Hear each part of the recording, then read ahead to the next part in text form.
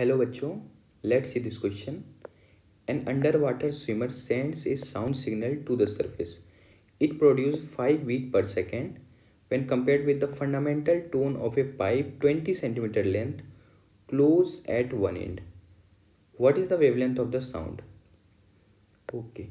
Key concept of the question is propagation of wave in closed organ pipe. Propagation of wave in closed organ pipe. और ये relation कैसे निकालते हैं? जब हमें लैम्डा और एल के बीच का रिलेशन निकल जाता है तो हम इजीली फाइंड कर सकते हैं क्लोज्ड ऑर्गन पाइप. और दूसरा कॉन्सेप्ट इसका क्या है कि आपको बीट फ्रीक्वेंसी का कॉन्सेप्ट पता होना चाहिए. ये दोनों चीज़ आपको पता है तो आप आसानी से इस क्वेश्चन को कर सकते हो. क्वेश्चन में दिया हुआ है कि एक स्विमर जो है साउंड सिग्नल सरफेस पे भेज रहा है और वो पा रहा है कि उसका जो बीट फ्रीक्वेंसी उसे fundamental tone open organ pipe से 5 बीट पर सेकंड मिल रहा है. तो वेवलेंथ पूछा जा रहा है sound in water. Close organ pipe draw कर लेते हैं. क्लोज ऑर्गन पाइप दिया हुआ यहाँ पे, ये देखो क्लोज एट वन एंड यानी एक एंड से क्लोज है. और इसका फंडामेंटल टोन देखते हैं. फंडामेंटल टोन इसमें कैसा बनता है? ये कुछ ऐसा बनता है. और इसमें लैम्डा और लेंथ के बीच का रिलेशन क्या होता है? ये होता है एक्चुअल में lambda by 4 is equal to L. और एल की जगह आप क्या लिखोगे? पाइप का जो लेंथ है 20 सेंटीमीटर दिया हो, 20 सेंटीमीटर को आप क्या लिख सकते हो? 0.2 मीटर. तो यहाँ से लैम्डा इज इक्वल टू आ जाएगा 0.2 इंटू 4 कितना हो जाएगा? 0.8 मीटर. तो लैम्डा का वैल्यू आ गया 0.8 मीटर. यहाँ से आप फ्रीक्वेंसी निकाल सकते हो. फ्रीक्वेंसी इसके द्वारा प्रोड्यूस कितना होगा? फ्रीक्वेंसी होता है वेलोसिटी बाई लैम्डा.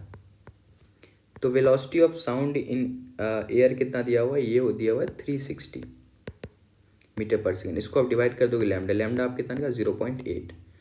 अब ये इससे कट जाएगा. 0.8 को आप क्या, इसको आप लिख सकते हो 3600 बाई 8 लिख सकते हो. इसको आप अगर कट करो तो ये 4 टाइम में 32, ये 450 हो जाएगा, है ना? हाँ 450 हो जाएगा ये.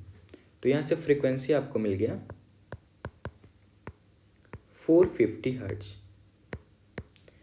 अब ये जो फ्रीक्वेंसी निकला है ये किसका निकला है? ऑर्गन पाइप का. लेकिन आपको क्वेश्चन में बीट फ्रीक्वेंसी दिया हुआ है 5 बीट पर सेकेंड, जो अंडर वाटर स्विमर जो फ्रीक्वेंसी प्रोड्यूस कर रहा है साउंड सिग्नल के द्वारा उससे.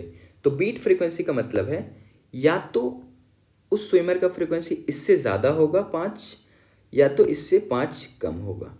ये हो सकता है. बीट फ्रीक्वेंसी का ये मतलब कोई जरूरी नहीं है कि आपको छोटा करना है या बड़ा करना है, ना ही इस क्वेश्चन में दिया हुआ है. तो आपको दोनों कंसीडर करना पड़ेगा.